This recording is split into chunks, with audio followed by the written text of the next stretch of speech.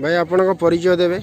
मो ना विचित्र मल्लिक घर हूँ कोदाकण पाटुलीपंग पंचायतर आ ब्लॉकटा आमर महाकुलपड़ा ब्लॉक। आज्ञा आमर ये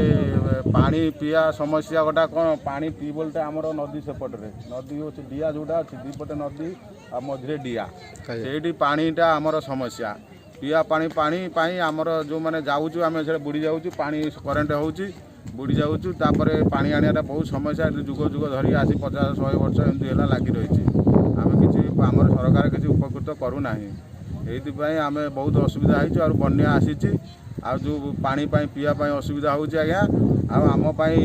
सरकार किसी आम उपकार कले कि पानी फाणी टांकर आनी देले आम पीक उपकृत हूँ। ये जो बेमार आसी